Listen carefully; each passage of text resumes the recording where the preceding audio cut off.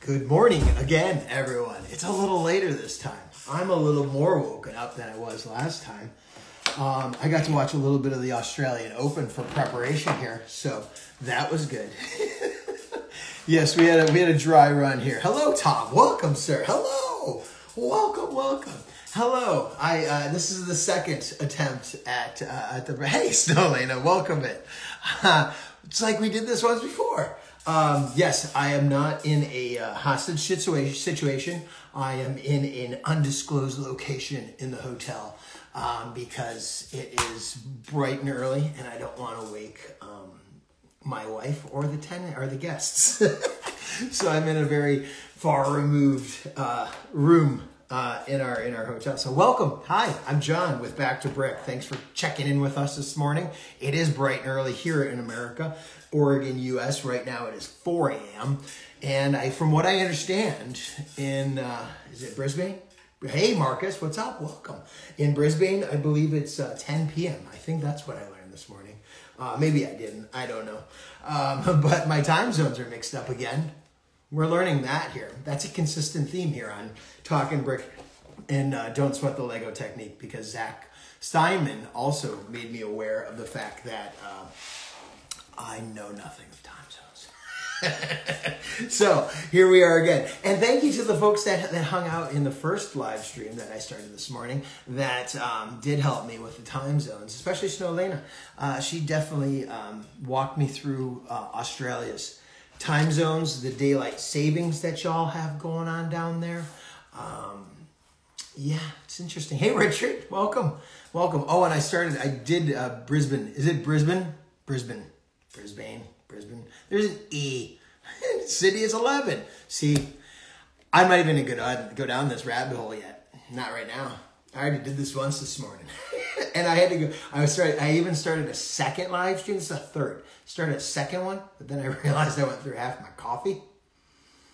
And I brewed another pot. I had to get more. So here we are.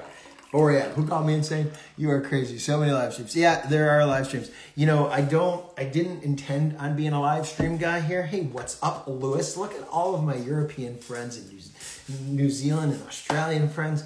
Oh, love it. So great. So hello, Oslo, Norway. Awesome. Fantastic. I'm a little bit Norwegian. I don't know how much, but I know that my dad was Norwegian. Oslo. I see photos and it's amazing. I imagine, is it cold there right now as well? It's freezing here. So yeah, I'm also watching. I have the Aussie Open on currently. I'm watching the Australian Open. I figured if I'm gonna be in Australia, I better be in Australia. So here we are watching the Australian Open. And I don't know who we're rooting for because Medvedev is having quite the match. So, although Nadal's scratching back. Anyways, this is not Sports Center. This is Talkin' Brick. I am John with Back to Brick. Thank you so much for tuning in. We're going to be chatting with Brent Waller here as soon as he pops in. I know that I did chat with him already. we made contact. So I believe he's putting together a few of his MOCs right now, a few of his sets to maybe show us potentially for this live stream coming up. So we will see him joining here shortly. It is the men's final right now. It's Rafa Nadal and Medvedev. I don't know Medvedev's first name. Sorry. I think is he Ukrainian as well? Or Romanian? Americans showing up. But it looked like Medvedev had it in the bag, the first two sets, and now it's kind of a weeble wobble. Did I pull that right? Weeble wobble? Did I do that right? Tell me, Australia. How did I do? Okay, so I don't know. Danielle? I don't know. Oh, Medvedev. Yes, good call. Ash Barty won the women's finals last night. I believe first time in 44 years that an Aussie won. Oh, wow. Okay, so I was going to ask, is the Australian Open, is it pretty big in Australia? I mean, like the U.S. Open here, and I asked that, and I know it sounds stupid, but the U.S. Open here, tennis isn't huge in America. Tennis is very small, actually. She's a true legend. Oh, yes. But it's very small in America. It's comparatively speaking to other sports like American football or what we call soccer, hockey. Tennis is probably below golf, I think. Golf's pretty high up there though. But the US Open doesn't bring out doesn't bring a country together kind of thing at all. And I'm wondering if that is the thing in Australia. And congratulations to Ash Barty, true blue legend. That's awesome, and I'm glad to hear that. That's very cool to hear. But I don't know if Australia has that same impact. So who knows? It's one of the Grand Slam events. It is one of the Grand Slam events. Absolutely. Yeah, it's a big one. Oh, there's Brent. There's right there. Okay. I'm inviting Brent right now. I apologize. I'm going live to you, sir. I apologize. Are you there? Can you hear me? Yeah, I think you might need to exit out and come back in. I apologize. We're having some severe technical problems right now. All right, give me a second. Yeah, because I can't see you. I can hear you, but I can't see you at the moment. Yeah, I'm doing the same thing. So there we go. All right, give me a sec. Thank you, sir. I told him I wouldn't go straight to him live, but then there's something going on with Instagram. I don't know. Please let me know if it's sport. We're on board here in Melbourne. Cool, good to hear. It's quite big in Australia. That's good to hear. Yeah, I don't know what's going on. Please tell me if anyone else is having Instagram issues because I have been. So, and I don't know if Brent has. It's my end. Yeah, see Brent and John. There we go. So, Brent, I'm going to come to you again here right now. Let's see if that works. Not normally this funky, finicky, but let's give it a go. Let's try it here again. I don't know. Maybe is it my phone? It's weird because we had a black screen issue earlier. Are you there? Man. Oop, he might not have joined back in. We'll try it again. We'll see. This is just wow. This is easily the most chaotic episode of Talkin' Brick thus far. And I guess if this is considered chaos, we're all good, right? Need to work on your Twitch again. It's more, yeah. Seriously, I really do. The Twitch. All right, we're gonna grab Brent here. Here we go. Let's see here. Yeah, I do. I think I'm gonna be looking at some other platforms. Instagram's just not working for me right now. There he is. Hey, I got picture now. All right, sorry about it, sir. That's all right. So just turn that up a bit. Can you hear me all right? Yeah, just a little bit quiet, but I'll just move it a bit closer. All right. Well, let's see here. Let me see if I can work on my volume end here. How are you doing today? Not too bad. Are you partaking in watching the Australian Open? Is that a thing for you? Not for me. I'm not a sports person at all. No, not at all. Okay, because I didn't know if even if you are some sports here in America, like Super Bowl, if even if you're not a sports person, you're watching the Super Bowl. It's because there's Super Bowl parties and this, that, and the other, whatever. So I happen to be watching the Australian Open. I felt it was on brand. So welcome in, sir. How's your weekend going so far? It's just about over now. It's, what is it, 10 something at night here on Sunday? Yeah, fair point. Fair point. Yeah, that explains a lot of the mix-up on the time zones and all that jazz. So, have you been working on your? I see that you're in like a little bit of a Lego dojo there. Have you been working away this evening? A little bit. I've been working on some instructions which I've been giving away for free lately, and I was just working on a new one. I was just doing a test build of a digital version I made yesterday. Oh, really? Which one's that? It's one you may have. It was on my Instagram feed a while ago. I started working on a Lego Ideas pitch for Mr. Bean but I couldn't, for the TV show, but I couldn't really wrap my head around what to do with it. So I made his car, and I made like the seat on top of the car. Yep. And I couldn't package it up in a decent way to pitch to Lego Ideas that I thought was strong enough. So I just did a render of it and chucked it up. And that's the one. Just killed my light. Man, so many technical difficulties here. Is that the guy right there? Yeah, so I'm just a test build. I don't even have that because that's a render. I don't have all the colors I need. So I've been doing a build just to test to see if the build's going to work. And I had to change some things slightly from that build because that's digital. I can use colors that don't exist. Whereas here I have to stick to what parts are available. So this is the redesign, which hopefully will be next week's free instructions on my YouTube channel. So you're gonna have that because you just did the Stay Puft Marshmallow Man, right? Yeah, where is he? I just did him. He was this week's one. Wow. So it's based on the Harry Potter and Hermione legacy. And he's based on this little guy. Oh, that's so great. So he's just, hold it back there, guy. Wow. How many pieces is that? Good question. I didn't actually count. Oh, I should probably load it. Give me a sec. I've got the computer here in front of me. I can load it up in studio and tell you. Oh, keep talking. If you do the instructions, does it auto populate parts? Pieces? It does. It'll tell me how many it is. I just didn't pay any attention to when I was doing it.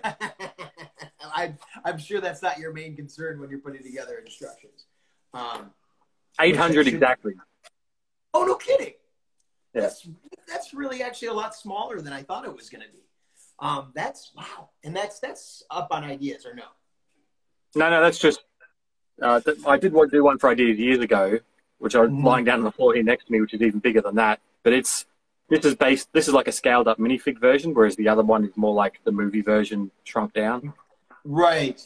That one's got more like the Hermione, Harry Potter video. Yeah, and it is based, for what I could for the parts that are available, I basically copied the design from, up to about the neck, and then added that bib and the little tie, and then redesigned his head to make it look like the minifig version. Yeah. Oh, so I forgot I was wearing my Cobra Kai shirt. Tom Brickshelf points out that I'm wearing my Cobra Kai shirt. The 800, yeah, I mean, that's such an approachable, like, thinking about, like, the helmets that just came out, like the Mandalorian helmet and the Luke's X-Wing helmet. Those are roughly, about 500 pieces thereabouts? 800 pieces, that seems so approachable for a set. It really does. Like, maybe that's just me because I'm a Ghostbusters geek myself. Yeah, I had all the parts. Like, sometimes I'll design these things digitally and use parts I don't have. In this case, there was pretty much no parts I didn't have, so they're pretty common parts for the most part. Right. Awesome. And then it's up on Rebrickable, you say, right? Not on Rebrickable, it's on my YouTube. So this is my new experiment, is just putting them directly on YouTube so people watch the videos. And instead of charging people for these things like some other people do on Rebrickable, maybe I'll just generate ad revenue. So see how that goes. And give them away for free, because I feel like people who are into Lego's so expensive as it is. They've got so much other things to spend their money on. They don't want to spend it on custom instructions. So if I give them away for free, then a bit more leverage off of their back, and maybe I'll make a few cents for ad revenue on YouTube. I mean, it makes a whole lot of sense. It also feeds into the sense of community as well. I mean, because Lego clearly with Instagram, I don't know how much time you spend in here, but it translates, I know, a little bit over into YouTube, a little bit over to other social media platforms. But the community is so strong, and people are so willing to join away all of their instructions. I know that we get questions all the time. Like, anytime we put up, like, can you give us some instructions? We're like, A, not ours. B, chances are they didn't do it because there's about 16,000 pieces and stuff. And this basically came about because I was getting a little bit frustrated with people asking me for instructions for builds, because I spend so much time making a mock for something, and what little time I do have, I want to spend making new things. And then I thought, well, maybe there's a way I can get something out of it, so I can get the exposure of putting it out there for people, and people can enjoy these things that I've made. And then the idea I have, which I've only been like a week or two into it, actually no, a month or so into it, is try and release a set of instructions a week. Oh. But nothing on the size of Stay Puft. So these are all small instructions. So these are all designs I did ages ago, like my Aliens Power Loader. That's so great. That's 1 week. I've got an Ed 209 from RoboCop. Oh, I love it. That one's up there. The one I have, this coming week one, is Johnny5 from Short Circuit. Yeah. Did you just post something about that? Yesterday I posted something saying this one's coming this week. Okay. Because I did see something about Johnny5. Someone posted recently. I was like, oh, Short Circuit's coming back into my life. It's just what I need. So clearly, that'll be this week's one. What's that? That'll be this week's one. Free instructions. Oh, awesome. So we're clearly cut from the same pop culture cloth. It appears we come from that same generation, because I mean, based on the sets that you've mocked up, the films that you've mocked around with, it all seems like you come from a similar generation. I grew up in the 80s. Was born in the 70s, grew up in the 80s, 90s, so on and so forth, and was gravitated towards pop culture. Star Wars, obviously, Batman, obviously, and of course, Ghostbusters. So Ghostbusters was what, 1984, and it was... I would have been 5. 85? Yeah. Was it 85? Yeah. Yeah, okay. No, sorry, I would have been 5 in 84. Oh, really? Okay. Yeah. I was 9-ish, so yeah, and I do remember it coming out, and I remember seeing it, and it had a major impact on me, like to the point of where to this day I still quote it, and of course watch the film. You took it a little bit of a step further and gave the whole world a gift, and it's become pretty much a white whale. For most Lego collectors, you put together the Ghostbusters Headquarters, the firehouse. I did do a Headquarters, but I'm the one who did the Ecto 1, not the Headquarters. Which I thought you did the firehouse as well. No, well, there's a common misconception. So back when I did it was Lego Cuso, and my initial submission was just the car. And back then they allowed you to freely edit the project. So probably a month or two into the project being up there, I added the firehouse, but they only made the car out of it. Gotcha. Okay, gotcha. But well, so clearly, obviously, you changed a lot of what happened in terms of Lego going forward, in terms of demographics for people gravitating towards Lego. Things like Ghostbusters brought a lot of people. I know that the amount of people have told me who've said that was the first set I bought to get back into Lego. That was my Dark Ages set, was that Ghostbusters set, the Ectomobile. Yeah, I mean, how does that make you feel to this day? I mean, I imagine you've got to have some sort of joy. Well, I feel sorry for their wallets, for one thing. Don't tell your wife it's my fault. Pretty much. Yeah. And it's a set that clearly has become, as I said, a white whale for a lot of folks. That Ecto 1, I have the current Ecto 1. I don't have the original. It was one that I saw and I missed just by a few months. Basically, I missed it by, and then the price went a little bit higher than I was willing to go, and now, of course, it's beyond approach for me. And now, did I see that you've adjusted it a little bit since you've? Yeah, where is it? I've got one behind me. Is it on? Yeah. So I did a new version. This is on my YouTube channel as well. Instructions for this one, and because there was the 2016 reboot Ectomobile. Right. And that one had a bit more features than my original one. It had opening doors and a bit more accurate to their design. So I thought I'd copy some of the designs from that, with the doors that open up on the sides, got doors that open on the back there, and little hood detail in the front. Wow. Wow. But more importantly, most people complained about the original one that you couldn't fit all 4 Ghostbusters inside, whereas this one has got plenty of room for the 4 Ghostbusters and gear in the back as well. Oh, that's perfect. Now that you didn't, did you say you put the gunner seat on that one? I tried to. So basically, I found that, I certainly hold it up. I found that once you've got these doors open, you've only basically got 2 plates worth of strength holding it together. Right. And it's fairly strong with the roof on, but as soon as you take that roof off, there's a fair amount of flex in it. Oh, right. And so to do that again, to fit a gunner seat in, would make it even more fragile. So I wasn't really ready to, and I also would have lost that ability to put the 4 Ghostbusters in. So I was like, when I made it, which was well before Afterlife came out, I was like, no, I'll just stick to the original design. And maybe the instructions for this are out there. So if someone wants to try and squeeze the gunner seat in, feel free. And please tag me if you do. I would like to see that, because I mean, I've seen you have the Ecto 1, the current version of it that's out. The big one, yeah. At least you have it in photo version, anyways. Did you buy that off of set, or did you build that based off of instructions, or the big one? Yeah. Yeah, I just built that one. I didn't put the stickers on because I just wanted to keep it like the original, but I still did the gunner seat. Yeah. Now, how did you feel about that build? Did you feel like it was a? I mean, obviously it has modifications because it has the afterlife on it. Like, how do you feel about that build? It was Mike Psyche that designed it. Yeah, it's a fantastic build. It's so accurate. Especially, I think I spoke about this in the video I did for my Ectomobile. I have a feeling that the original one that I did wasn't actually licensed by, I think it's Chevrolet.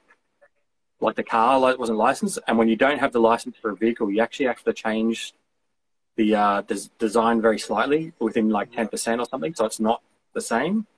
Whereas that one, if you look in the manual for the big new one, it's got the Chevrolet logos in it, and it's fully licensed by them. So I think that's why that one's a little bit more accurate to the original car. Okay, that makes a lot of sense. So yeah, with your set, there was no like kind of back and forth between the automakers. It was just Ghostbusters and Lego essentially at that point. Like it From what I understand, wasn't adding a Cadillac symbol or a Chevy symbol onto there. Right. Yeah. Interesting. So now, was that your first set for Lego? Lego Ideas, yeah, that was the first one. I did have one before that got rejected, but that was the first one that I've had approved. Okay.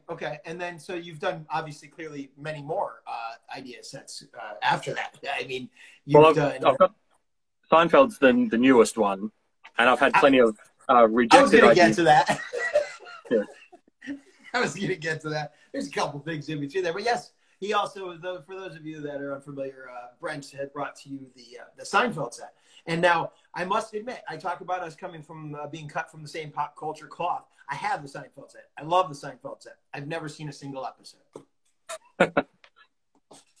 I was in college when that was happening, and I was really focused on film at that time, so I missed the popularity of it, right? But I'll tell you what, building that set made me really want to know all of the inside jokes because I saw everyone posting about it. And so was this something, were you clearly like a big fan of the show, or was it just a matter? Yeah, like when I did it, I was basically rewatching Seinfeld on Amazon Prime, I think it was at the time. Okay. And I thought that the Friends set had come out, the Friends TV show, and there was kind of always a bit of a rivalry between people who like Seinfeld and people who like Friends.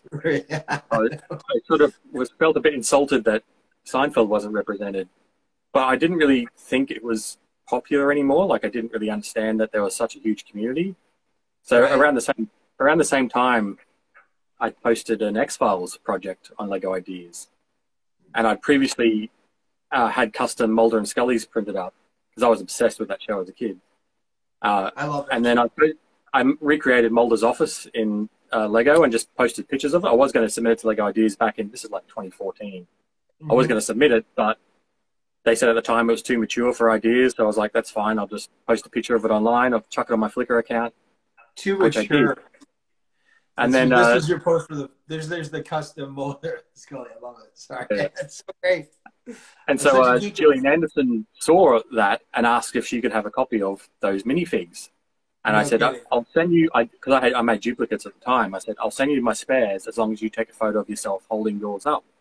And she took a photo of herself and David Duchovny on the set of season 10 of X-Files in costume holding themselves up. And that went crazy on Twitter because she posted it herself. And I thought, oh, it's a shame I can't submit it to Ideas, but whatever. And then flashback to 2019, I think it was. I saw that another X-Files project had been approved for Ideas. I was like, great, I can post it now. So I chucked it up there, thinking it would go gangbusters. And I did Seinfeld on the side, because Seinfeld was like an experiment. There's always reasons for wanting to do it, because I love Seinfeld, and I thought it was a travesty that Friends was there, but Seinfeld wasn't. But it was more of an experiment in, I wanted to create a Lego Ideas project that was completely digital, and just see if you could tell the difference. And so I knocked that over like less than a week that took, thinking it would just be something I can throw out there. But Seinfeld absolutely went gangbusters, got so many votes, whereas X-Files kind of dwindled off. And I didn't realize there's still this massive community of Seinfeld fans, people like myself, that I didn't know were out there. And there's these massive Facebook communities and Reddit communities that still love the show and still quote it to the day and posting memes and all sorts still. And they just latched straight into it and helped it achieve $10,000, 10,000 votes. Well, it's interesting because you even went so far as to build even like other facades for the Seinfeld set. Then it's all digital. If you go onto Brent's page, by the way, hi everyone, this is Back to Brick. I'm John with Back to Brick. This is Brent Waller down here, Waller Customs. We are chatting about Brent's background with Lego, his Lego Ideas projects. He brought us the Seinfeld set, and he brought us the great photo right there. And the one you held up a second ago of the restaurant is digital, but just give me a sec. Oh no, you did not build it. It's covered in dust at the moment. Wow. Yeah, I have to move the camera back out. Wow. It's even got full. You can't do much in there. It's got interior in there. It's pretty very tall. You can see it the size next to. I'm 6'4". You can see it next to me. Oh my gosh! So it always amazes me what people don't show what they're working on. How long have you been working on that? Well, it's pretty much done, but it's been like that for like a year because I haven't been. It's basically a facade, and I just need to fill in the back. I've done all the hard work, and the easy stuff I'm like, I can't be bothered. And I've got the same. I've got the interior. You're too busy thinking of other stuff to do. Yeah, well, I guess that's what I'll do. I'll get 90% and start thinking about the next thing and just move on to that. So I've got the exterior, a facade of Jerry's apartment down there as well.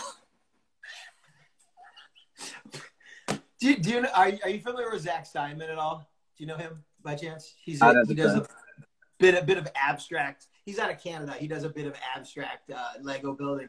And he's the same way. He gets like 90% into his builds and he's got a different thought. And he's like, I want to start building that. It's not like it's even the hard bit that's left. It's the easy bit doing it. And the same. This is a recreation of the ballroom scene from Ghostbusters. I just have to take pictures of it. I just haven't done it. It's been sitting there for over 2 years like that. Oh my god! Oh my god! Does it have you got the protons going and everything? Yeah, I got proton streams. My god, that's awesome. Oh my god, that's so great. What are you doing? Why are you sitting on it? Just because, well, I want to take really nice photos of it because it's in such a little dark, closed-in facade. It's really hard to get good photos. Over to a well-lit area? I could, but the end, here in Australia, it's like I'm literally like in a garage, so there's no insulation in here. I can't come out here during the day because it's too hot. And even tonight, it's 10 o'clock at night, I'm sweating because it's hot in here, and I've got a fan blowing over there. Is it like that year-round in Australia? Well, it is here in Brisbane. Not year-round, but it is hot enough. Wow, wow. Hello, Itavix, my Italian friend. Yeah, so you just blew a bunch of people's minds by showing the restaurant in the ballroom. They're all sitting there just going, how do I want it in my house? Because I know that I want it in my house. I don't even, the restaurant I know, because I see the Soup Nazi thing here. I do know some of the tidbits, some of the Easter eggs in the Seinfelds. I know some of the memes and so on and so forth. And I know that that restaurant was a super. I mean, that was like the location, right? That's where they hung out. Yeah, and it's a famous it's a landmark for Seinfeld fans in New York to this day. Like you can go to that restaurant. It doesn't look. The interior doesn't look anything like the one in the show because they just filmed the outside. I think it's called Tom's Restaurant. And apparently, I only found out this the other day. Apparently, that restaurant is right near Dana Barrett's apartment from Ghostbusters. And in another episode. In another episode of Seinfeld, they show the Ghostbusters firehouse. That's great. I love it. Yeah, it's funny you mentioned that because, well, does it have the facade, the restaurant facade, the orange and green in real life? Does it have that? Does the restaurant, in the real life restaurant? Yeah, it does. Okay. It basically, but on the show you see it just says restaurant. In real life, it says Tom's Restaurant. Oh, okay, so it does. So they cut off that extra word. Okay, yeah, because I was chatting with Alex Adwind, who did the Home Alone's Idea House, which is actually how he and I got it chatting. Is because I actually worked in that house when I worked in the film industry. I did a commercial for 3 days in that house, And so when I saw that house became a Lego set, I messaged over to him and I was like, oh my God, I got to tell you, this is amazing. I thought this is so great. I can't wait for the set to happen. I actually have a personal connection to this. And I told him the stories and everything. And he's like, I just have one question for you. He's like, did you jump on all the bets? I was like, no, I didn't. I was like, I don't want to be that guy to kill it for you, but the interiors and the exteriors are totally different places. And he's like, oh, I know that. He's like, I totally ruined that for someone in a live stream. They had no idea, and it ruined the movie for them, they said. So when you said the difference there, I was like, yeah, it changes people. The thing, like, well, to nerd out for a second, like Jerry Seinfeld's apartment, the exterior is in LA, and the Ghostbusters firehouse, it's Hook and Ladder 88 in New York, but the interior is a different firehouse in LA. The magic of movie making. I tell you, when I worked in the film industry, it kind of ruined watching movies for a while for me. So the Seinfeld set, how long did it take for you to get to 10K supporters on that? I think that was 3 months, I think, from memory. Oh.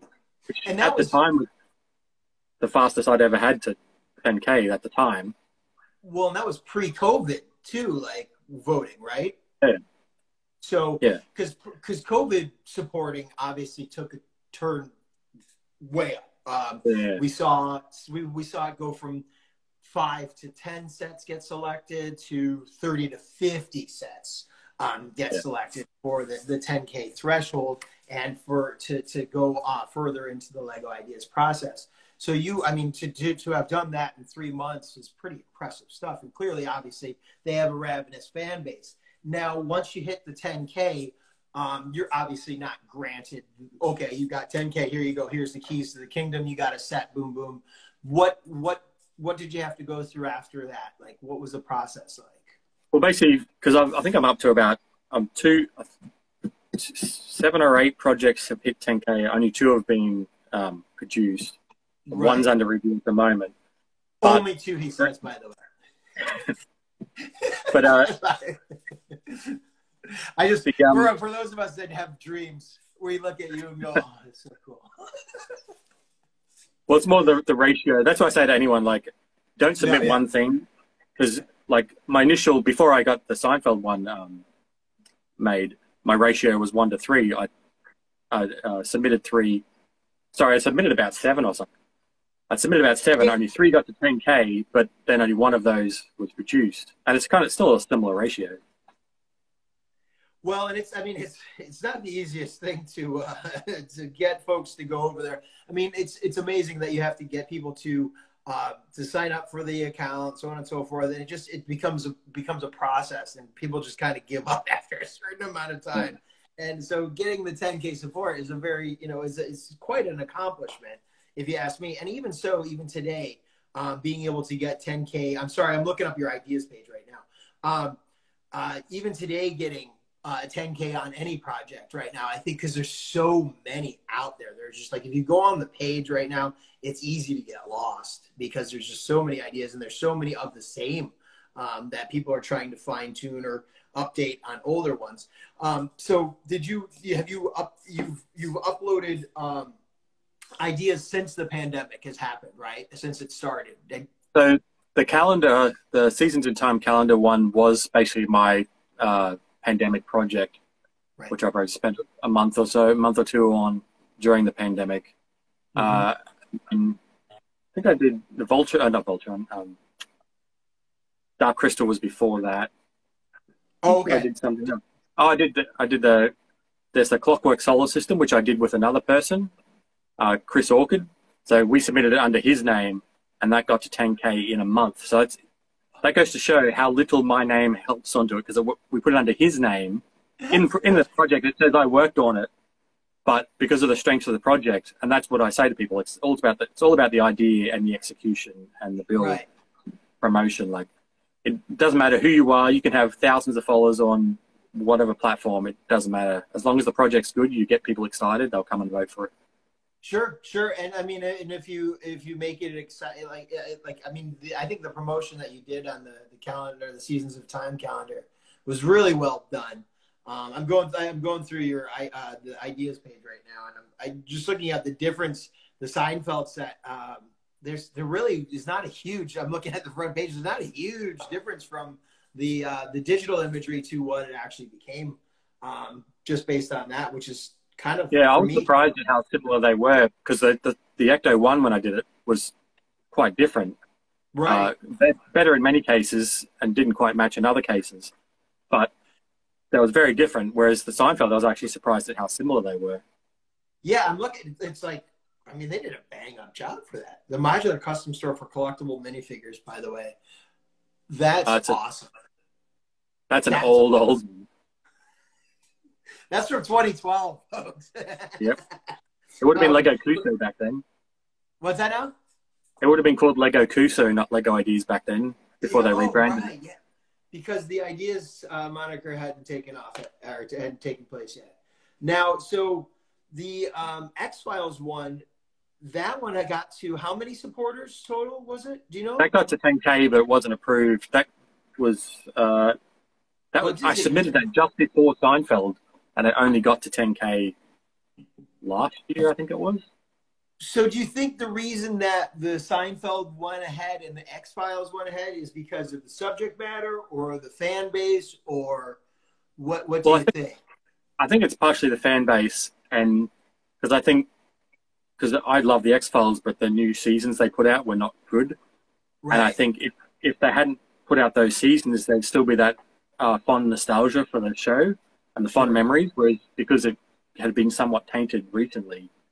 It's like Michael Jordan playing for the Washington Wizards, but you don't know sports, so that's an American. Probably basketball back in the day, but oh yeah, you would get a pop culture Jordan reference, right? That's right. Yeah, because I mean that X-Files. I mean, I'm looking at the X-Files, and I'm like, man, why didn't that one? That looks so awesome. I would like to have that one myself, and maybe that's because I have the nostalgia aspect of it. So, the Seasons of Time calendar. Now, did that go up? It hit 10K, and yeah, they hit 10K, and didn't get approved. And then it went through the Bricklink design board. Yeah, and then it also didn't reach the crowdfunding goal through that either. So we had. I'm sorry. Go ahead. I know the way the crowdfunding works. I think they had 8 or 9 projects up at one time, and the first 5 to reach 3,000 pre-orders got made, and then there was just a cutoff. So mine basically just didn't make that cut, and then so basically dropped off. So how did they decide that yours became one of the ones that made it over there? Because there were more that made 10K, right? It has to be an original project, so it can't have a license attached to it. And then I guess, I don't know what the other criteria were, but they probably just went through and make sure it doesn't conflict with any of the upcoming products, make sure it still fits the brand of Lego, and then went from there. So what their actual criteria are, we don't know.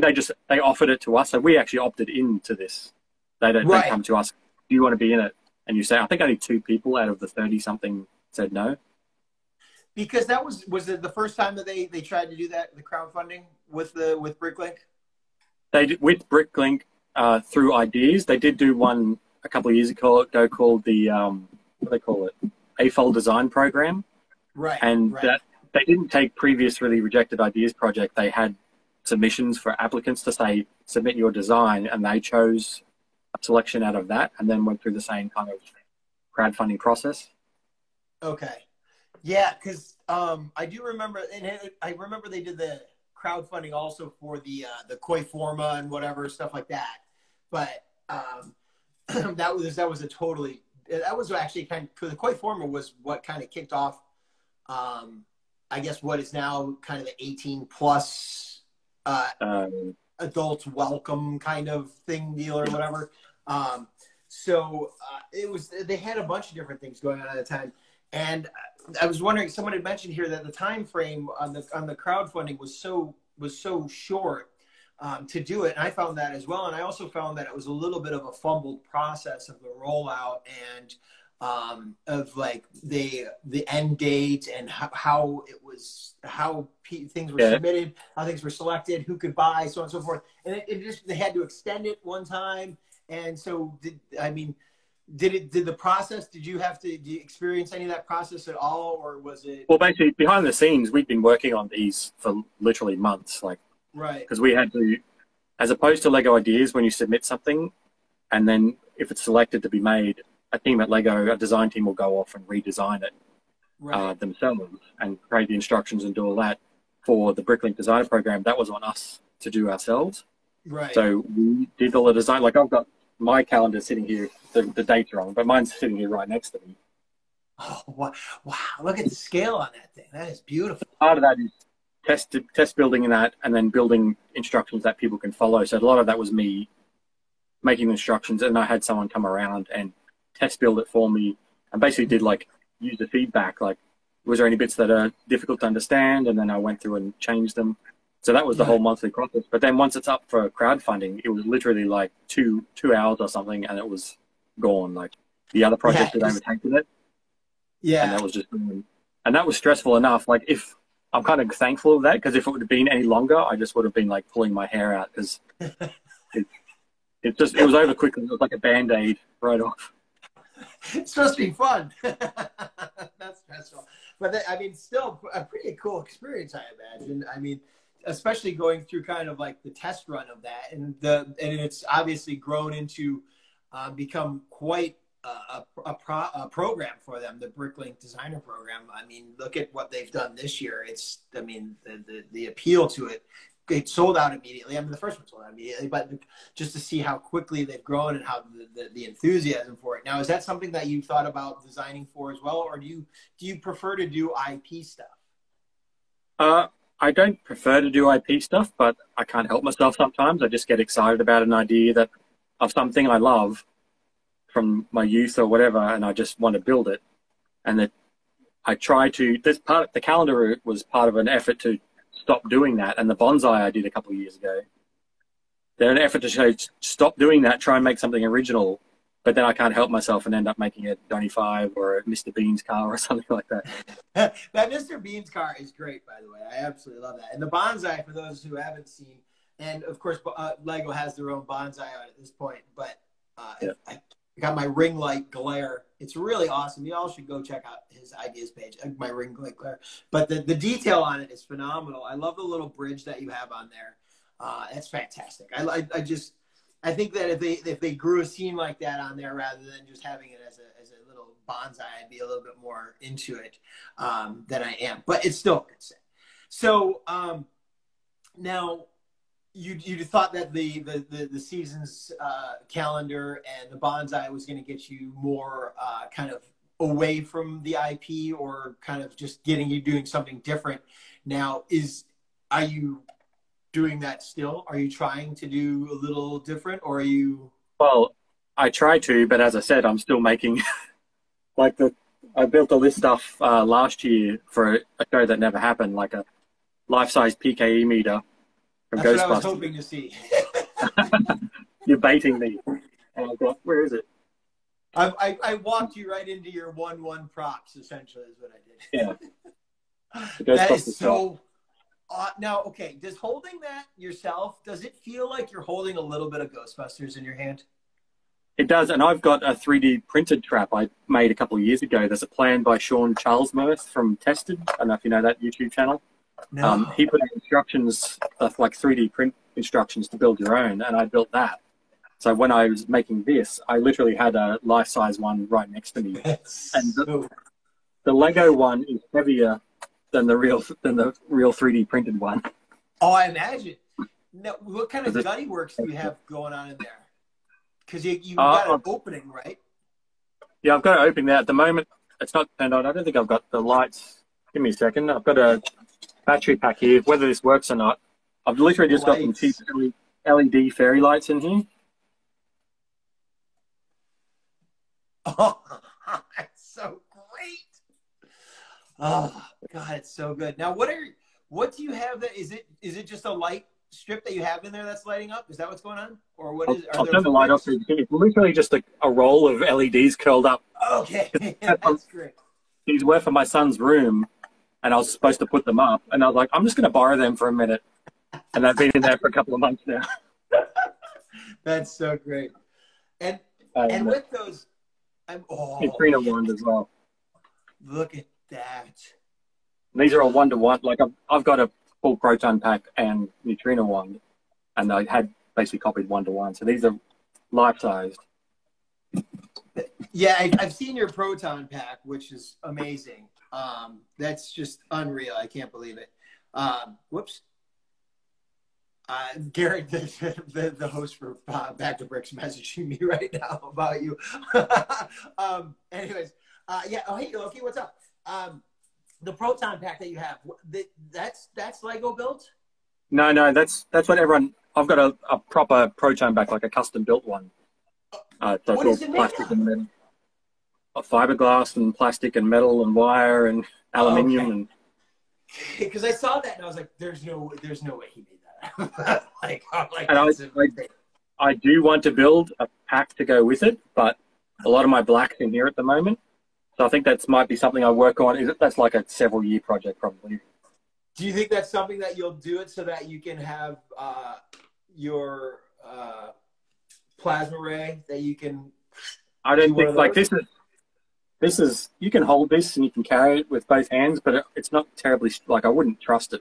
Like it is a little bit wobbly and flimsy. So it'd be nice if you could wear it on your pack, but I don't think you'd be like pulling it off and running around with it. You'd be like putting it on and moving very slowly and turning now very. We just need to get you in a gunner seat.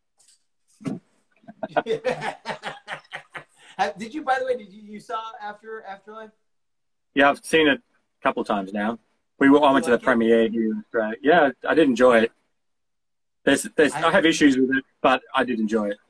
Okay, I haven't seen it yet, so I'm not going to ask what the issues are because I'm sure if I find out the issues from you, that I'll have them lingering in my head, and it'll become an issue for me. So, which by the way, also you made was it a cigar that was with those as well, or a cigarette with the? Oh yeah, I've got a cigarette. They're hiding around the corner at the moment, but a little ashtray. You don't need to show it. I just want to say that, like, a friend of mine, Peter Eatfully Good, who neither one of us are smokers or whatever. I'm a former smoker, but you don't see the cigars or cigarettes or ashtrays or whatever made out of Lego, which is obviously not a cool thing per se, but it is part of life and it is a prop. And you did such a cool job with that, I must say. That was just really it was a different time back then. You know, Ray was constantly smoking in that movie, and not to glorify it, but the idea was to build a bunch of life-size props from the movie as if it was a workbench, as if they'd been sitting there working. So I've got like a multimeter and screwdrivers and things like that. And that screen was great. That's some big Twinkie. I can't see the glare here, but that's a Twinkie that he done there. I just love that quote. Now, what do you have going forward here? You're building this. I want to talk to you about your Batman stuff, of course. But what do you have going forward here? And I don't want to keep it too late. You've done these 1-1s. What are you working on now?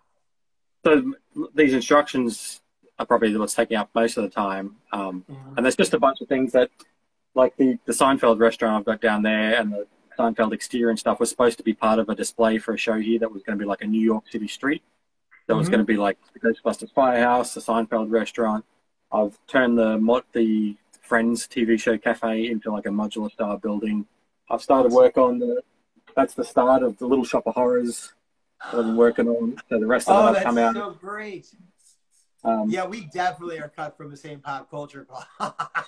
You're doing Little Shop of Horrors as well. Steve Martin's one of Steve Martin's greatest roles of all time.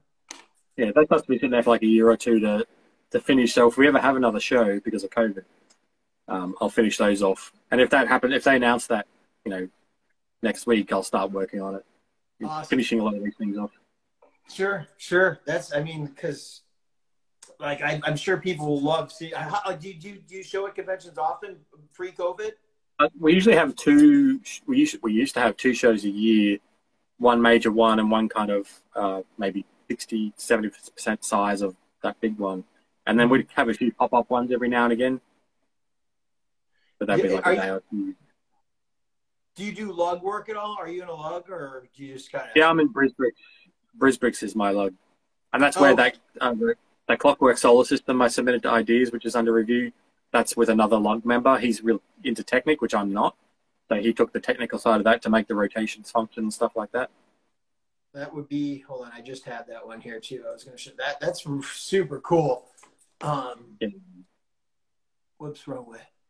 You can't see with that glare, but check it out. It's really super cool. So there's so much glare, that ring light, but it's planetary. It's a solar system, people. Oh, wow. You can see the Technic plates right there, and on the it's once again a glare, but super cool. Now is that all? That's not digitally built, is it? Yeah, that's digitally built, but he also built it physically. He built it physically to make sure it actually worked. Are the photos of a physical build or a digital build? That's a digital photo. Wow, so that's a render. That looks really good. It looks really almost pretty real, actually. Thanks. Very cool. So now I can't not chat with you here and not ask you about your Batman work, right? Because people who have followed you and people who may not even know that it's your work or whatever, that have seen it, I'm sure.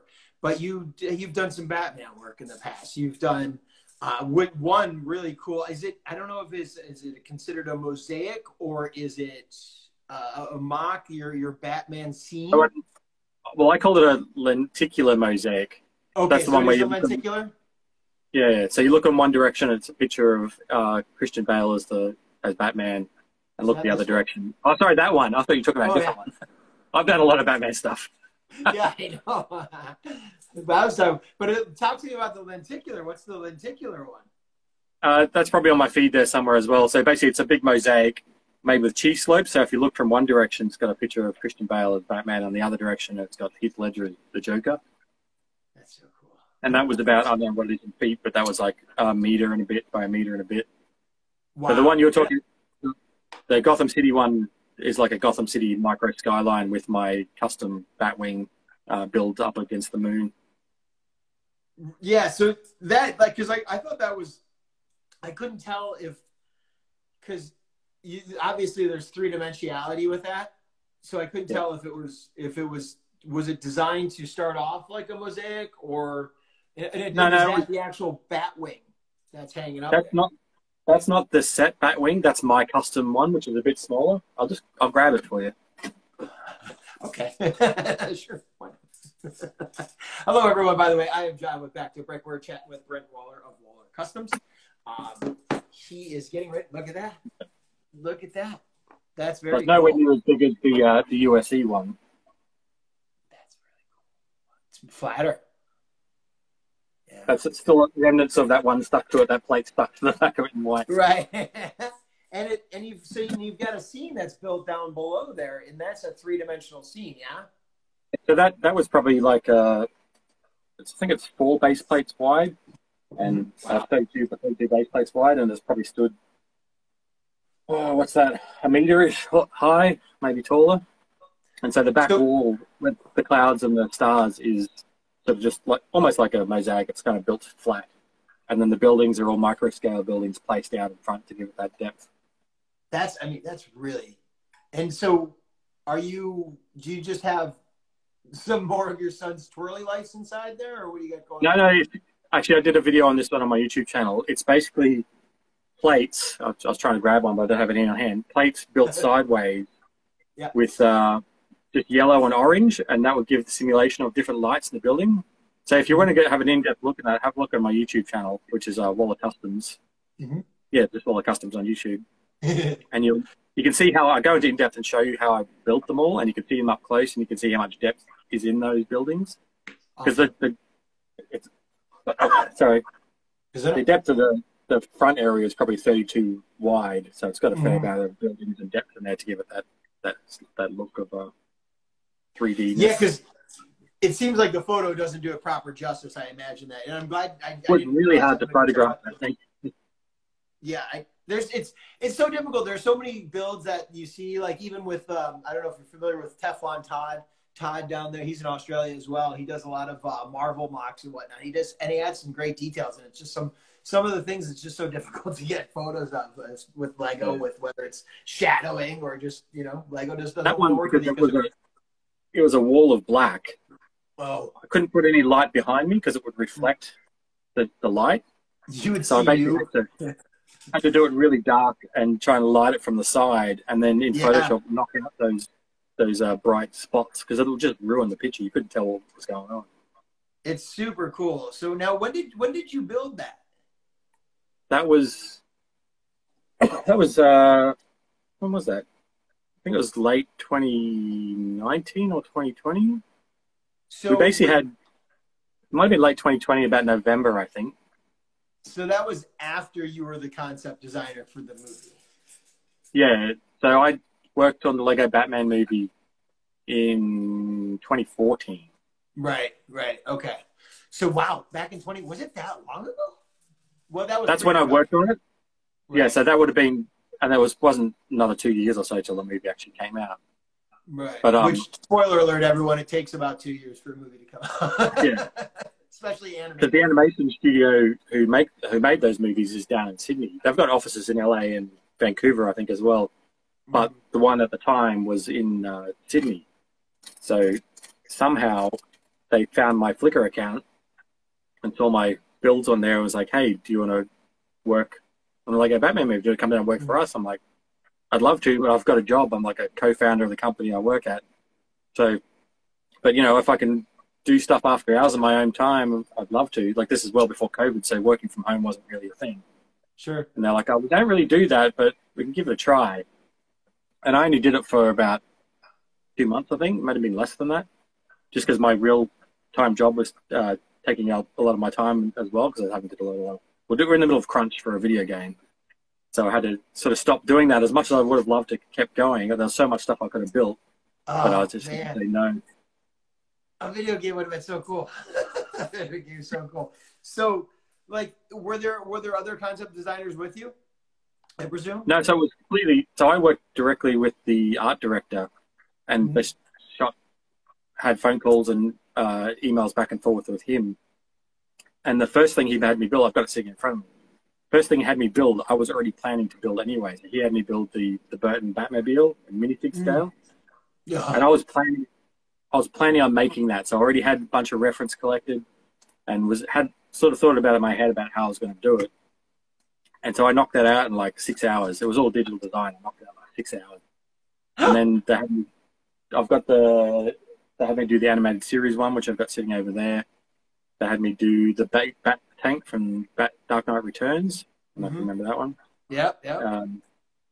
And they didn't want to give too much time to the Schumacher version. So they basically said, can you take the design of the dual fins of the Batman and Robin one and kind of smash it together with the Batman Forever one? And so the one that's in there is kind of an amalgam of both of them smashed together. And there's also a couple I haven't built physically, including that one, of like the very first Batmobile from the comics, which is like a red 1930s style sedan. Yeah. And then a version of that again, which is black, which has got like a big bat head on the front. And that one, because I had no idea what was going on in the movie. They just said, make these things. We're not telling you what they're used for. And then when I first saw the trailer, I saw the Joker wipes his butt on the Batmobile, and that's the car I made. I'm like, oh my God. That's great. Oh, wow. So you built them digitally, but did you give them also physical ones? Do they need This is just because I wanted one for myself. So all it was done.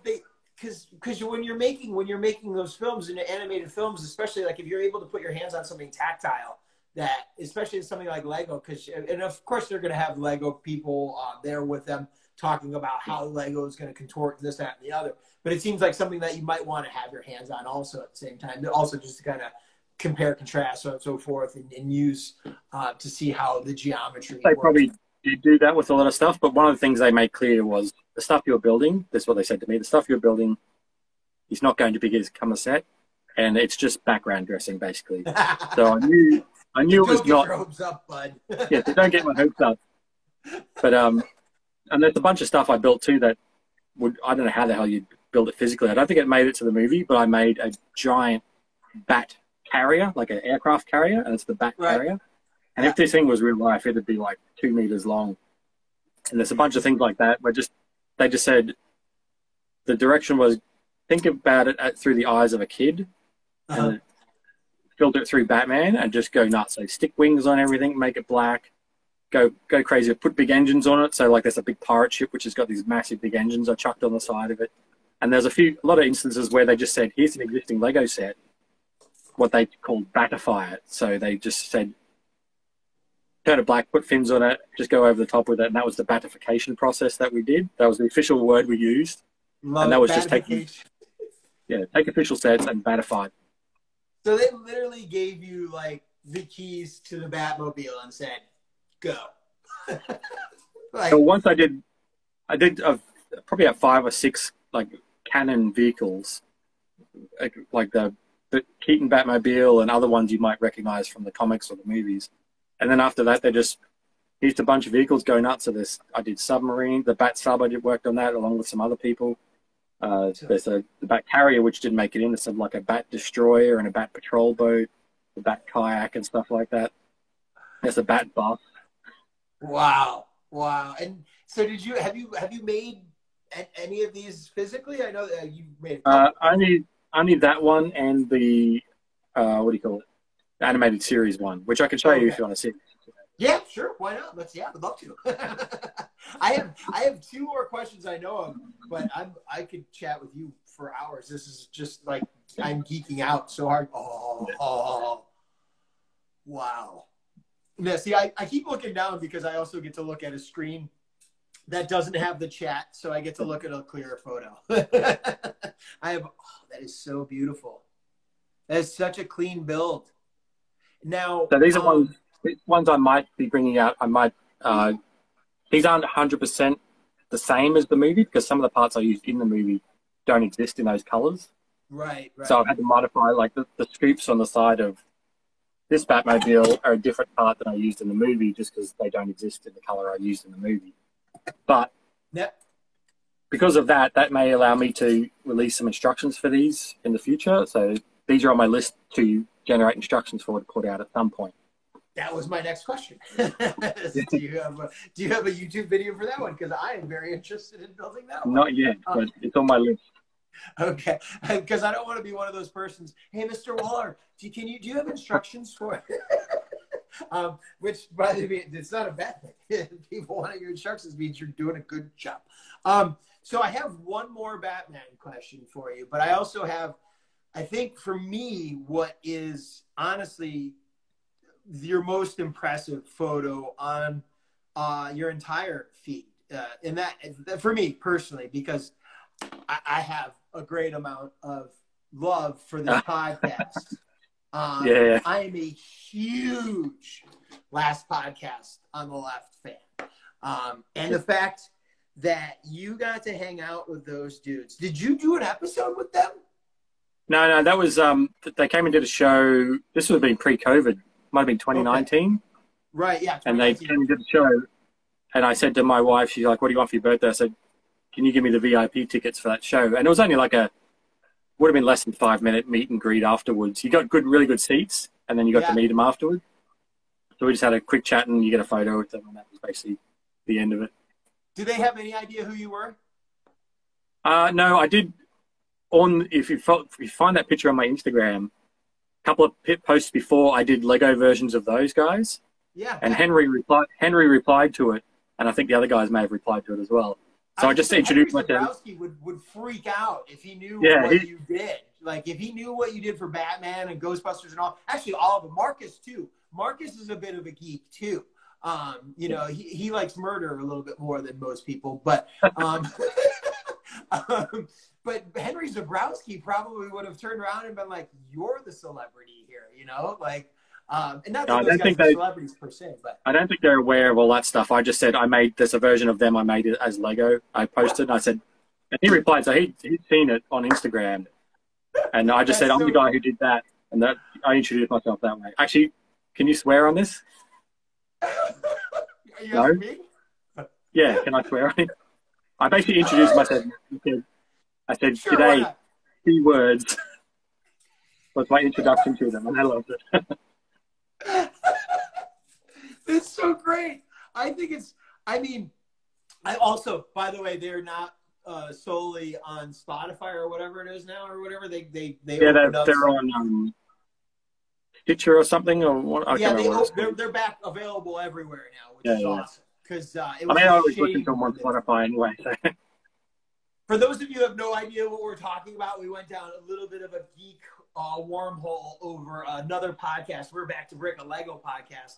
But last podcast on the left is one of the most entertaining podcasts I've listened to every episode up until probably like the last 6 or 8 months because of the whole issue with the streaming and everything. But it is honestly, it's one of my favorite podcasts. And I saw that photo and I was like, okay, I don't even know if I need to talk to him about Lego anymore. I think we could just chat about last podcast nonetheless. Because if anyone's getting their photo taken with these guys, they know who these guys are. Because otherwise, because otherwise, and it was funny when I posted on my Facebook. Posted on my Facebook. Most people didn't know who it was, and there was a couple of people said something about Marcus, and they're like, the few people who know about last podcast were like, holy shit. Yeah, I mean, I saw it, I was just like, that is so cool. That is legit street cred right there.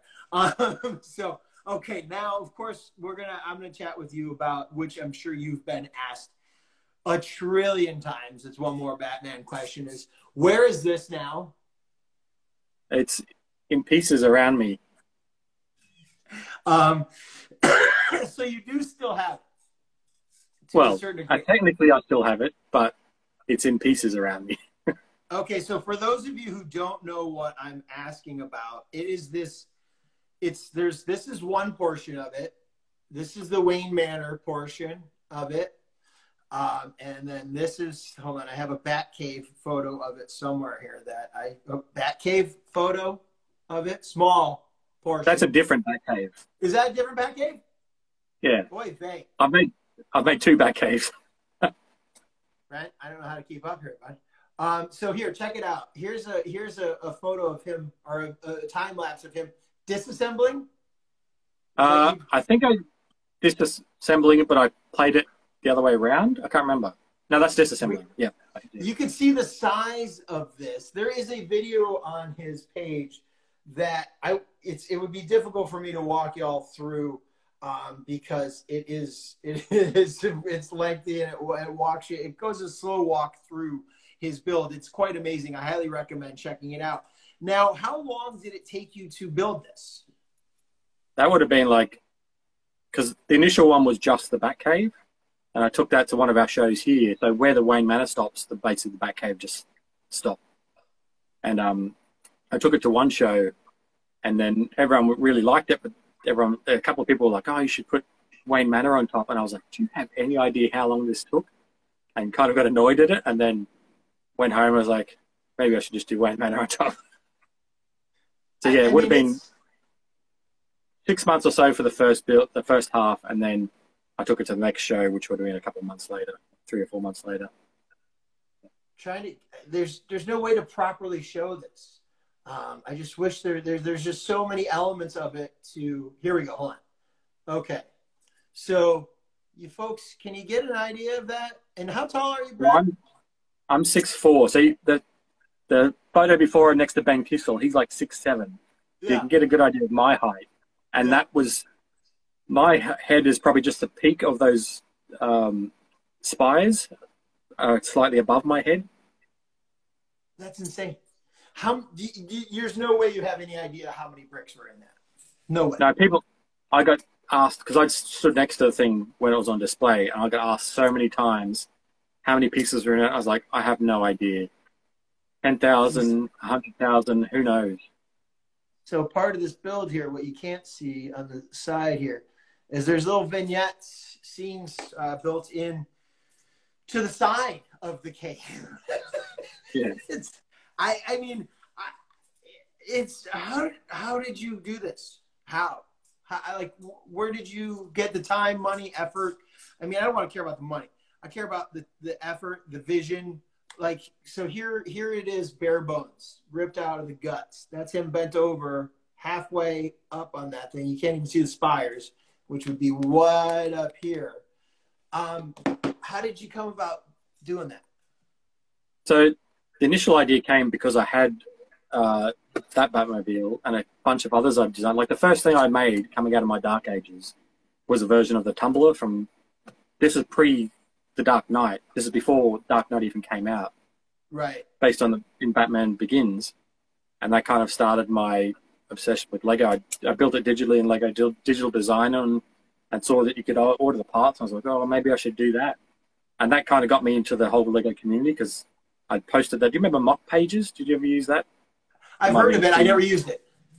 That was like, this is like, would have been like 2007 or 2008. It was a sharing. It was a sharing. Yeah, it was a really simple blog style kind of thing. So you'd post the pictures and you'd write a description, and so you get feedback on your builds. And I got a lot of good feedback on this. Like my first mock, I was like, wow. And then I thought, oh, I'll make instructions for people. So I learned LDraw, which was such a pain in the ass to use. But I made instructions for it, and that was my first kind of, here's free instructions. Go nuts with it. And people, I still see people building that still thing to this day. But I had that Batmobile, I had this Batmobile, I had a bunch of other Batmobiles I'd made. And I was inspired by the Lego Batman movie with that big carousel full of Batmobiles. So I thought, what if I build something that's kind of inspired by the Lego Batman movie, a bit inspired by Tim Burton's Batcave. So it was a very vertical with very sort of angular rocks jutting out at different angles.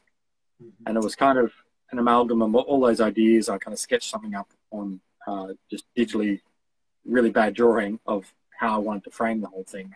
And then the carousel would be down the bottom, which is a singular rotating carousel with Batmobiles on it. So it was my attempt at just building something bigger and huge and something that wasn't based purely on something from a movie. So the other Batcave you showed a picture of before, that's a recreation of the Dark Knight Rises Batcave. Okay. Yeah. You can see that there's a context-wise, it doesn't mesh up with your cave. I'm seeing that.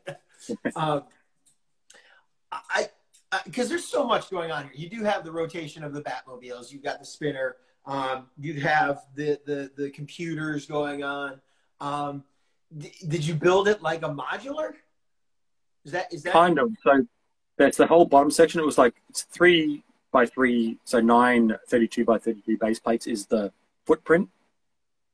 And I spent a fair amount of time just getting that bottom section done, because if you'd have to see photos, but there's like the window that you look into to see the vehicles down the bottom. It's sort of like a bat, but in behind there in the center, there's like a lit up pillar that rotates around with it. But that pillar is not actually attached to the surface above it. That whole area is floating and supported from the sides. Really? Because I found if I put any weight on that pillar, the whole thing wouldn't rotate because it just had too much pressure. So I had to build that multiple times to get it actually supporting from the outside. So there's a lot of weight being held up from the exterior, essentially. So it's a hollow bottom, which is where you want most of the support, but it's hollow and then everything's built on top. Yeah. There it is. There it is. Yeah, so this is me showing the work in progress of trying to get this thing to stay up. And then once I've done that, the rest of it was just building up modularly. It all comes apart in big chunks. And then now we're going to get to see how you do some pretty brilliant work also on your masonry work, your building work. You do excellent wall work. It's not like you just happen to throw a mansion up there and call it a day. It's really like you could do some castle building. Yeah, I did start with castle, but I threw it in the bin and This is really excellent building technique. Like, I think that gets lost in it because the massivity of the build is that you lose. Because I did it as well. When I first saw it, I was like, oh my God, look at how crazy awesome that is. But then I've watched this I don't know how many times. And I've looked at I don't know how many photos I can, because there's a lot of technique going in here. It's not, I mean, and clearly, obviously, with the ones that you're building, you have to have a masterful hand and eye with the use of Lego bricks.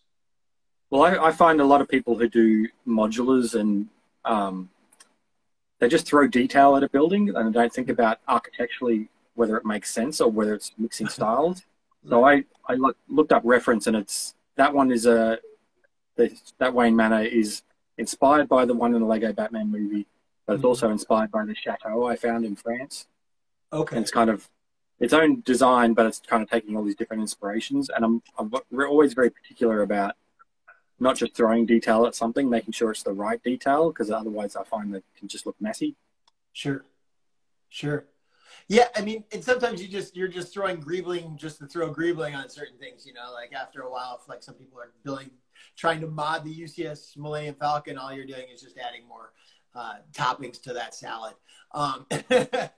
Yeah, that Batcave, there's like a 30 or 40-minute video where I go in depth on my YouTube channel just talking about every step of the way from concept through to creation. So you can, if anyone's really interested, they can go and spend time to watch that one. Well, I will be doing that after this, because I must admit, I am such a YouTube novice. Like, the only time I go to YouTube is when I get redirected from a page.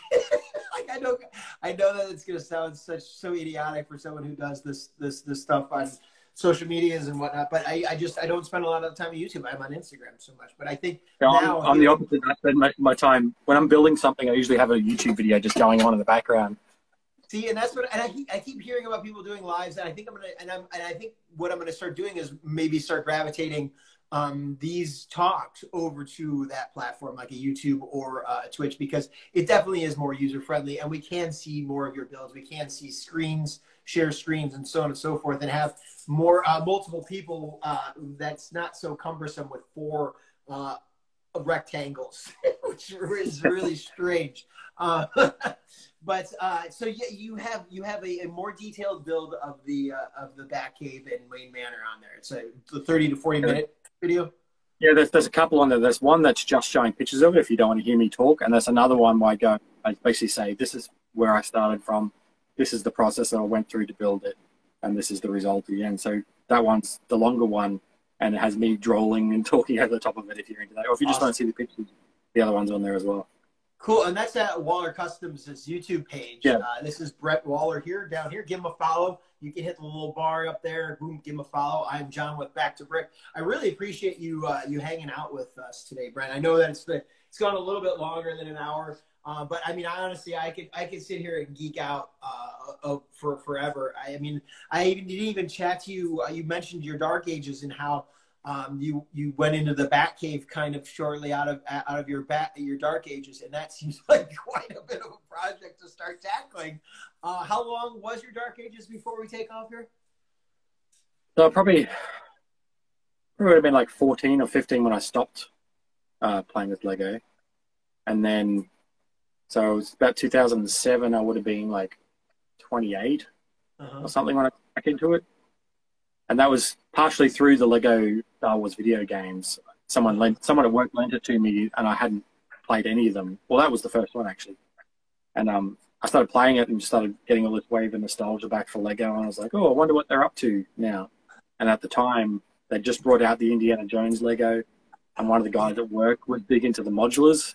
So this is when Cafe Corner and Green Grocer were around. So I managed to pick up both of those on the shelves before they disappeared. Oh, wow. But in just the right time. Yeah, I mean, you got right there in the honey spot. Now, sorry, these are questions I did want to ask earlier, but that was 2007-ish, you say? 2014 is when you started the Batcave-ish? Or is that which Batcave? Or I guess you're right, fair point. When did you start the Wayne Manor one? The big one wasn't. That was probably a 2017-ish. That one. Okay, so what was the first mock you really started working on out of your Dark Ages? That would have been this little Batmobile tumbler. It's only a small. Oh, so it was the Batmobile, not the. Okay, I was thinking it was the Batcave. I was like, holy. No. It's just a little tumbler. Okay. So that was your first mock out of your Dark Ages. Yeah, so I built it all in Lego Digital Designer with Dusty. And I've got a painted one I painted a camo one. Really awesome build. I want that. I like the new tumbler that they get. Oh. Whoa, that camo one is gorgeous. Have you seen Let Them Fly Lego? Do you know that page? Yeah, I follow him. He does a bunch of recolors and stuff. He did a big version of the UFC one. He's been trying to get that camo tumbler for years. That is amazing. So wait, do you have that on your YouTube page as well? Or is that one of the ones that you're working on? Those two are so old, I don't think those two are on my... That I do have... That one is somewhere on the internet, because the instructions for this one have been around for like over 10 years now. So I'll have to check. It's been so long since I've looked at this one that I don't know if it's still around. It wasn't my old website, which I've now changed. Right. I'm not sure if the link is still active, but it's probably around somewhere. It might be on my Rebrickable. I think it might be on my Rebrickable. I definitely would like to get my hands on that camo one. That also, I mean, the black one too. It looks like maybe it's a half scale smaller than the new tumbler. The new tumbler. Yeah, it is smaller than the new tumbler. It does fit a minifig inside though, so there's room in there for a Batman. Oh, it does. Yeah. Okay, I'm gonna. But only one. Yeah. The new one fits two people, so this is only one. I'm gonna need to figure out instructions for that one. You'll be seeing me after this, Mr. Waller. Can I get instructions for? Do you have instructions for? So, well, excellent, Brent. Do you have anything that you'd like to add here to? Anything that I might not have missed? That's something you'd like to touch on?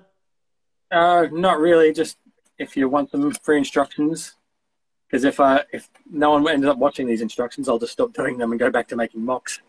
I'm going to watch it right after this. So you're going to get up count at least one here. So. Well, the Stay Puff's proving popular, which is more encouraging, but that's the one that took me a couple of weeks to actually put together, as opposed to these little guys, which I can knock over in a few days. I wanted, oh man, that Johnny 5. Yes, this is the next Johnny5 Alive. I love. So wait, what did you use for the feet on that? I'm sorry, the treads. The treads, they are treads. They're like those little tiny ones. Oh yeah, they're the chains. Cool. I love it. Love it. But they're attached with those 1x2 round plates. Those new ones. Yeah. So they just run on those. That's so great. I am definitely going to be doing that one for sure when that comes out. But I'm definitely going to be. I have to go watch. I didn't realize that there was the 30 to 40 minute video of you just going through your Wayne Manor. So I definitely will be watching that. I appreciate it. And everyone else, go check out Brent's YouTube page, Waller Customs. He has the Stay Puft Marshmallow Man up there right now.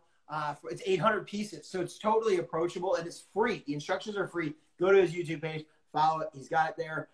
800 pieces. I just took apart my my Porsche 911 to get like 2 pieces out of it. So I'm thinking maybe I might be able to glean enough from that and make the Stay Puft. I did mention these pieces for these cheeks. They're a fairly new. The corner arch. Mm-hmm. I salvaged them off of my big Ecto 1. So my big Ecto 1 USC one apparently has a hole in the thing. I can take apart my Ecto 1 though. So I need to order those parts to fix the Ecto 1 back up. Now, do you have the ability to to throw the parts up onto the Brinklink page, or is that just we're watching as you build along, writing down, or flopping in our computer? The other ones are small enough. Like I'll show at the end of this a parts list for each of them. Yeah. I do have XML and Bricklink files for the Stay Puft because he's such a big build. They're in the description for that video, so you can grab them and just upload. Some people have been having issues with them, but I downloaded them and looked and they seem to be fine. So I'm not sure if it's user error or not. But they are there. I will let you know because I'm usually the user error part of that equation. So I'll let you know how my end works because I will definitely be downloading that. Well, awesome. It has been fantastic chatting with you, Brent. I really, truly appreciate it. For those of you that are not following, give Brent a follow, Waller Customs. And thanks for sticking out so late with us. I know it's past, 11 there in Australia, and it's just past 5 here in America, 5 a.m. So, so thank you so much, Brent. I really appreciate it. Maybe Thanks for having me. we can do this again. We can chat about some of the things that we missed in the cracks there, or even go over some of the instructions and some of the YouTube stuff that you have there after I get to viewing some of those. Because I'm really going to go down a rabbit hole. All right, thanks for having me. All right, thank you so much, sir. Have a great evening and enjoy the rest of your half an hour of weekend. Thanks. Thanks so much. Take it easy. Yeah. All right, bye now. Thank you, everyone, so much for hanging out for Talking Brick here. We did a great episode. It was fun. It took two takes, right? Once we got the time zones figured out, we were good to go. And yeah, I am in a hostage situation. No, I'm in a room in our hotel that is away from occupants because it's loud when I get to laughing sometimes. So I didn't want to wake anyone up. Yeah, I am John with Back to Brick. Give us a download, a subscription, listen on the podcast. I'm not in the attic. Yes, listen to Garrett's podcast. He actually was literally texting me. He was just texting me right now about our podcast and about other things that are going on during the interviews. That was pretty funny. Give a listen to it. He's getting a Tesla this week, I believe. He's getting his new Tesla, so that'll be interesting. Maybe there's some Lego stuff. No, I am in a corner. They put Cobra Kai in a corner. Forgot I was wearing this shirt. Tom reminded me. What does it say? Strike first, strike hard. No mercy. The only problem I have with this show, Danielson, man. He's still Danielson. I should have chatted with Brent about Karate Kid to see what his take was on Cobra Kai, and maybe we could get a dojo. The Miyagi-Do. Who's doing that? That's what I want to know. Who's doing Miyagi-Do in Lego form?